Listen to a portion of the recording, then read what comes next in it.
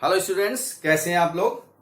आज systems of the particle and rotational motion का मेरा तीसरा लेक्चर है और आज मैं आपको रोटेशनल मोशन के बारे में बात करूंगा। तो उसमें कुछ टर्म्स हैं, उसको मैं बाद में बताऊंगा कौन सा टर्म क्या है।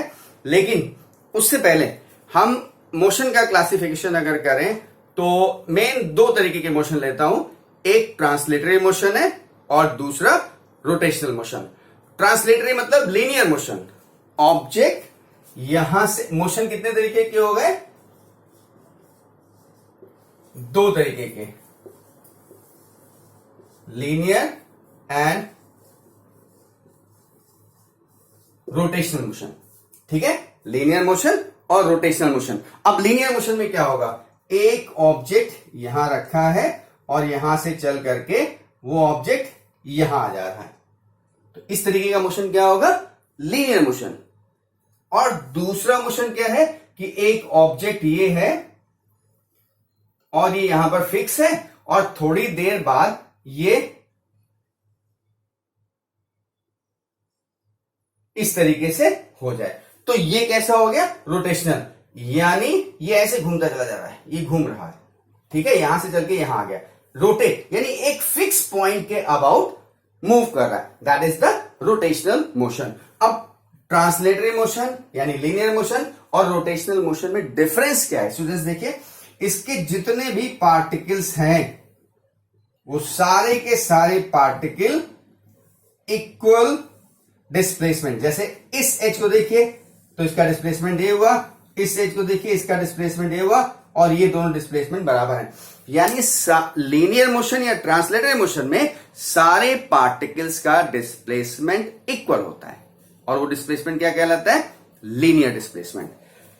लेकिन रोटेशनल मोशन में सारे पार्टिकल्स का लीनियर डिस्प्लेसमेंट इक्वल नहीं होता है। कैसे? देखिए, ये पार्टिकल है, ये यहां से चल करके यहां आ गया, ये वाला पार्टिकल यहां से चल करके यहां आ गया, ये पार्टिकल यहां से चल के यहां आया। यानी ये आपका डिस्प्लेसमेंट इतना है, ये डिस्प्लेसमेंट इतना है और ये डिस्प्लेसमेंट और ज्यादा है। इसका मतलब लीनियर डिस्प्लेसमेंट इक्वल नहीं होता है। तो अब इसमें क्या इक्वल है स्टूडेंट्स? देखिए, अगर हम इसी को यहां दूसरी जगह बना के दिखाएं तो लीनियर डिस्प्लेसमेंट तो अलग अलग है, लेकिन एंगल यानी एंगुलर डिस्प्लेसमेंट, रोटेशनल मोशन में एंगुलर डिस्प्लेसमेंट सभी पार्टिकल्स का सेम होता है। बात समझ में आ गया? तो स्टूडेंट्स, हम केवल दो बात कर रहे हैं कि मोशन दो तरीके से बात हो रही है, एक लीनियर मोशन और दूसरा रोटेशनल मोशन। और लीनियर मोशन में बॉडी पूरी की पूरी एक प्लेस से दूसरे प्लेस तक लीनियरली मूव करती है और जिसमें सारे पार्टिकल्स का डिस्प्लेसमेंट इक्वल होता है। जबकि रोटेशनल मोशन में बॉडी किसी एक्सिस के अबाउट मूव करती है। इस तरीके से ये मूव करेगी, बॉडी यो मूव करेगी, राइट? तो ऐसी कंडीशन में सारे पार्टिकल्स का लीनियर डिस्प्लेसमेंट डिफरेंट होगा, अलग अलग होगा, जबकि एंगुलर डिस्प्लेसमेंट सबका सेम होगा, जिसको मैंने यहां एंगल थीटा से बताया है, राइट? स्टूडेंट्स, आपको मालूम है कि यहां पर लीनियर मोशन में लीनियर डिस्प्लेसमेंट एस लिया जाता है और यहां क्या लेते हैं? Angular displacement theta, right? यहां पर क्या होता है? लीनियर वेलोसिटी u और v, initial velocity and final velocity. और यहां क्या होता है? एंगुलर वेलोसिटी ओमेगा नॉट और ओमेगा, और लीनियर एक्सेलरेशन a, और यहां पर एंगुलर एक्सेलरेशन अल्फा। ठीक है, सारी चीजें क्लियर हो गई? तो ये डिफरेंस है थोड़ा सा यहां। अब इसको आगे मैं नेक्स्ट पॉइंट पे बताऊं तो नेक्स्ट पॉइंट पे क्या है कि एंगुलर डिस्प्लेसमेंट क्या है, एंगुलर वेलोसिटी क्या है, एंगुलर एक्सेलरेशन क्या है। उससे पहले आप इतने पोर्शन को जरा अपने कॉपी पर नोट कर लीजिए, वीडियो पॉज करके।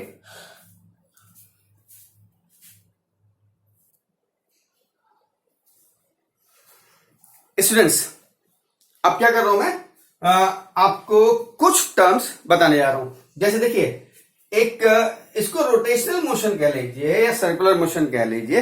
एक एक्सिस, सर्कुलर मोशन तो यहां मूव कर रहा है, लेकिन अगर इस एक्सिस को फिक्स करके घुमा रहे हैं तो ये रोटेशनल मोशन ही होगा, राइट।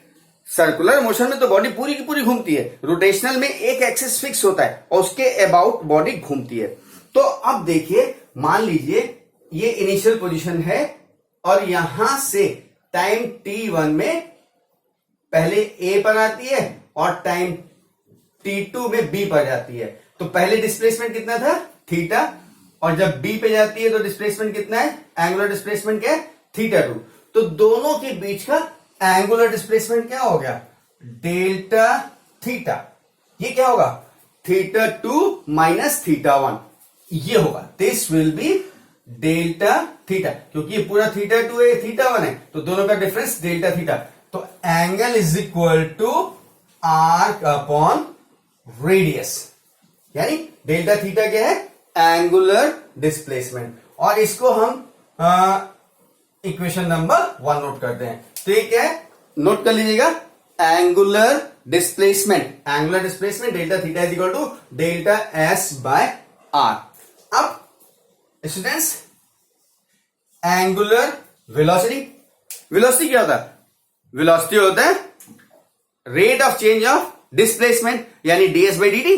तो अब एंगुलर वेलोसिटी क्या हो जाएगा, angular velocity will be rate of change of angular displacement.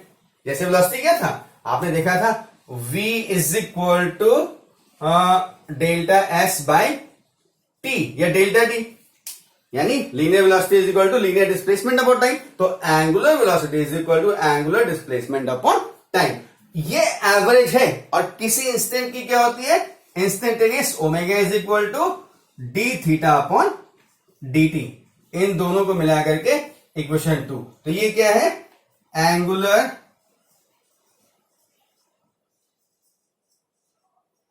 Velocity, और ये क्या है, angular displacement, angular velocity, right. और स्टूडेंट्स, ऐसे ही हम एंगुलर एक्सेलरेशन की बात करेंगे। तो एक्सेलरेशन क्या होता है, rate of change of velocity, यानी delta v by delta T is equal to a। लिखता हूं, a is equal to delta v by delta T या t। तो ऐसे ही angular acceleration a is equal to delta omega upon T या delta T. और ये कैसा है, एवरेज, सॉरी इसको हम लोग डिनोट करेंगे अल्फा से, एवरेज एंगुलर एक्सेलरेशन। और किसी इंस्टेंट की जब बात करेंगे जिसको हम लोग इंस्टेंटेनियस एंगुलर एक्सेलरेशन कहेंगे, तो that will be alpha is equal to D omega upon D T. और इन दोनों को मिला करके इक्वेशन नंबर 3 कर देंगे। तो ये 3 इंपॉर्टेंट इक्वेशन है जिसका यूज हम लोग आगे इस चैप्टर में करेंगे। तो पहले इसको तो मैं हटा ही दे रहा हूं, इसकी जरूरत है नहीं, ये आपको दिखाया गया है इस तरीके से समझाने के लिए। ये तीनों इक्वेशन को, वैसे तो आपको मालूम होंगे तीनों इक्वेशन, इसमें कोई डाउट नहीं है, लेकिन फिर भी जानकारी के लिए आप इनको नोट कर लीजिए, ठीक है। और उसके बाद मैं शुरू करता हूं equations of rotational motion. Pause करके नोट करिए, पॉज करके नोट करिएगा, मैं हटा रहा हूं, वीडियो पॉज करिए, नोट करिए। अब इसके बाद बात आती है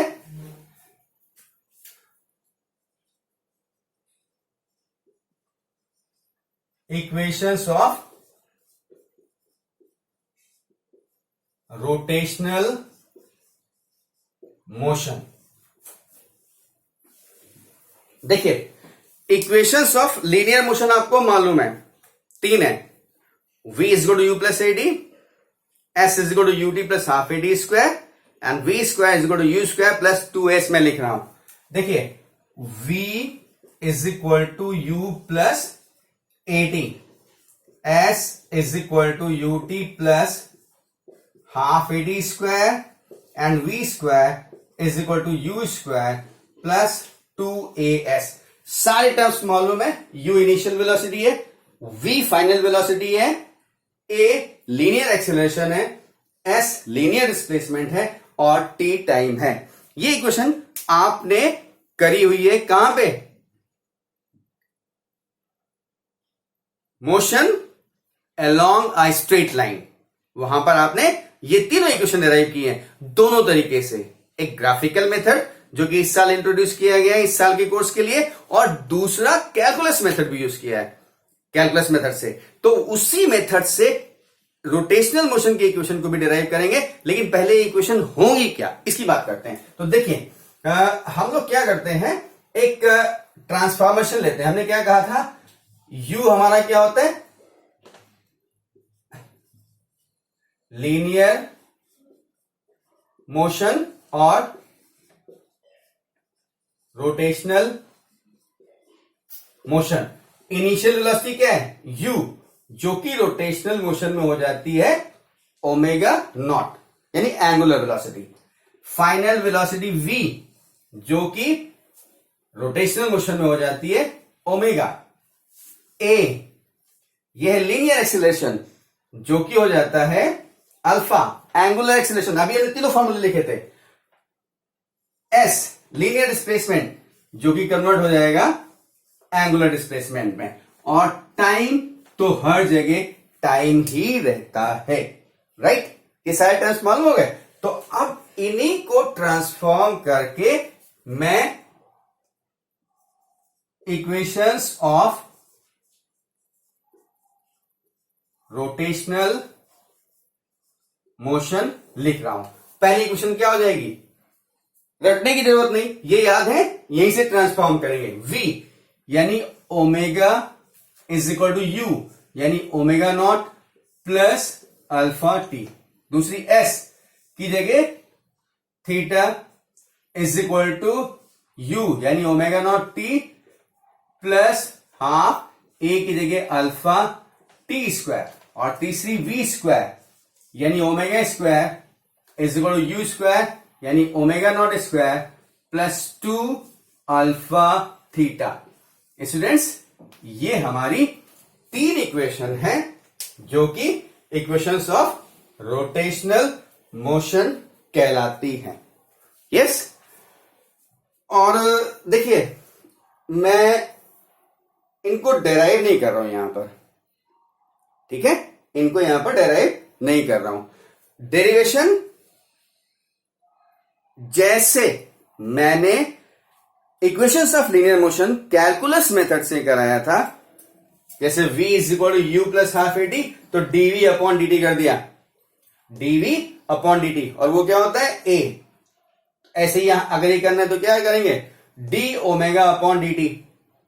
एक करके बता दे रहा हूं, वही पैटर्न है। देखिए सेम पैटर्न पे अगर मैं इसको डिराइव करता हूं तो आप यहां देखिए, जैसे मैंने इसको dv बाई dt किया था, फर्स्ट इक्वेशन देखिएगा, omega is equal to omega naught plus alpha T derive कर रहा हूं।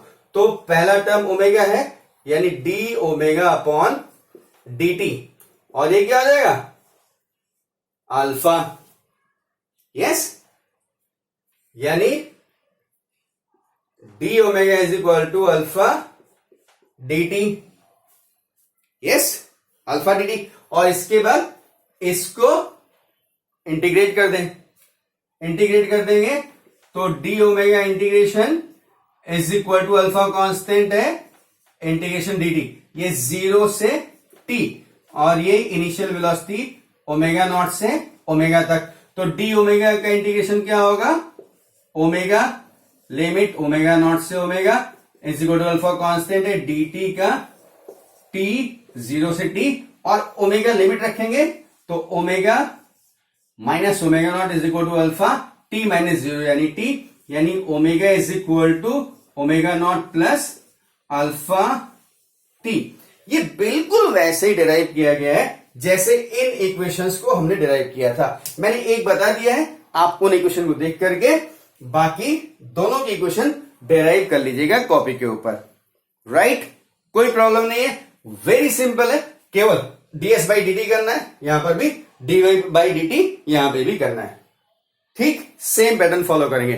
तो अभी आप क्या करिए, वीडियो को पॉज करिए, equation of rotation motion note करिए, ये नोट कर लीजिएगा ट्रांसफॉर्मेशन कैसे होता है, ये आपको केवल समझना है, और एक डेरिवेशन करा दिया है, इसको भी चाहिए तो कॉपी कर लीजिएगा। बाकी मैं इसके बाद की बात बताऊंगा, लेकिन उससे पहले आप वीडियो को पॉज करके ये सब नोट कर लीजिए।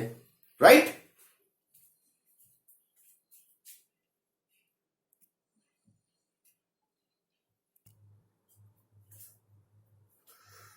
स्टूडेंट्स, नेक्स्ट टॉपिक हमारा मोमेंट ऑफ फोर्स और टॉर्क। इससे पहले मैं आपको बताऊं, समझने की कोशिश करिएगा। ये एक ऑब्जेक्ट है, हमने इसको वॉल पे फिक्स किया और एक नेल लगा दी, एक इसको नेल से फिक्स कर दिया, हुक कर दिया।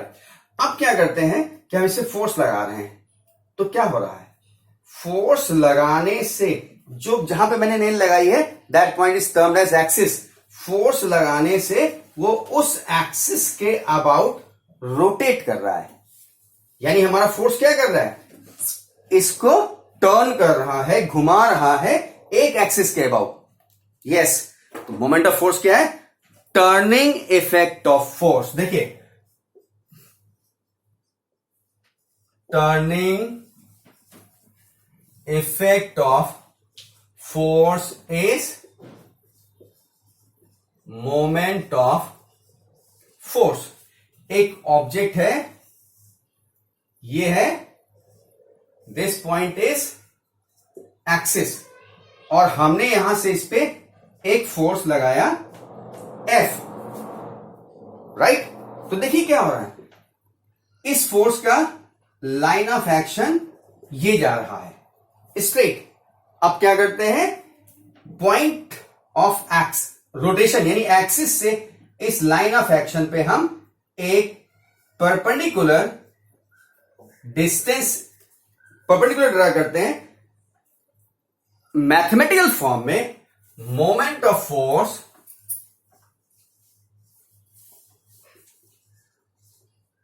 और torque is equal to the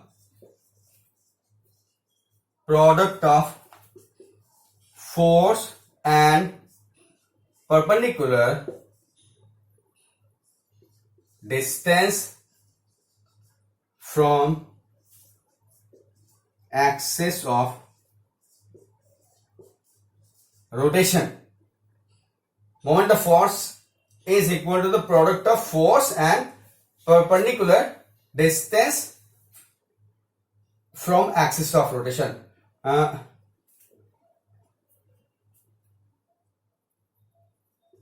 from its axis of rotation, यानी फोर्स और लाइन ऑफ एक्शन और एक्सिस ऑफ रोटेशन के बीच की परपेंडिकुलर डिस्टेंस, और इसको हम टॉर्क को टाउ से डिनोट करते हैं। तो ये क्या हो जाएगा, F into perpendicular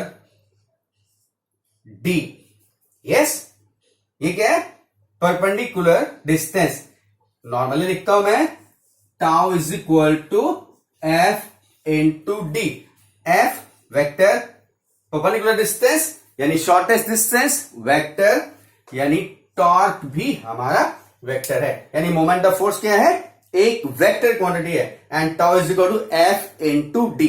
right, unit क्या हो जाएगा, यूनिट ऑफ टॉर्क यानी moment of force newton metre, newton into metre. और एक क्रॉस प्रोडक्ट है, torque is equal to F cross D।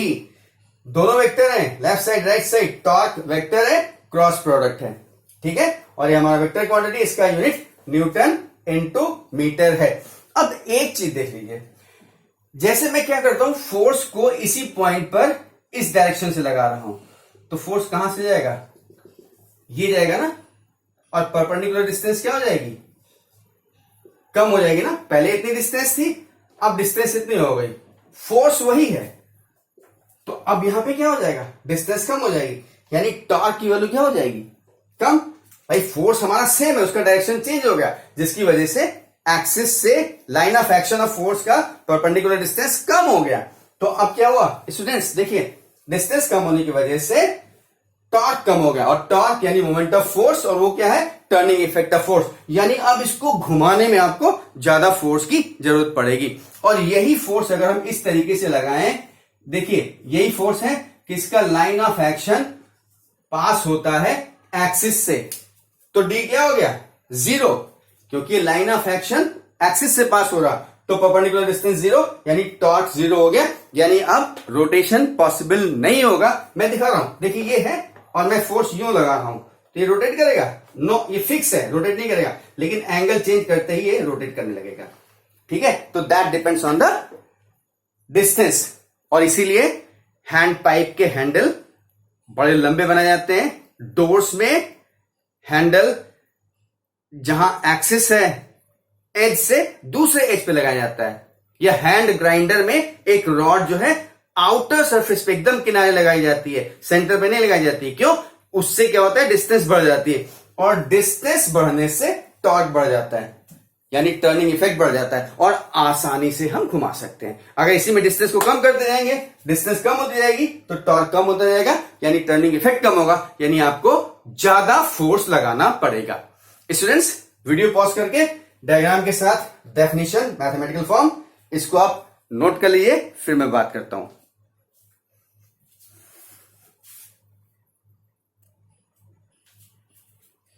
Students note कर लिया।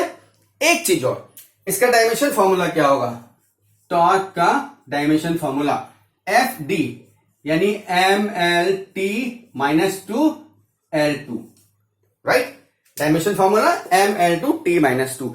एक और चीज, अगर टर्निंग इफेक्ट यानी बॉडी आपकी एंटी क्लॉकवाइज रोटेट कर रही है तो टॉर्क पॉजिटिव होगा, और अगर क्लॉकवाइज रोटेट कर रही है तो टॉर्क नेगेटिव होगा। ध्यान रखिएगा साइन कन्वेंशन, अगर फोर्स के इफेक्ट से बॉडी क्लॉकवाइज डायरेक्शन में मूव कर रही है, रोटेट कर रही है, तो टॉर्क नेगेटिव होगा, और अगर एंटी क्लॉकवाइज डायरेक्शन में रोटेट कर रही है तो टॉर्क आपका पॉजिटिव होगा, राइट।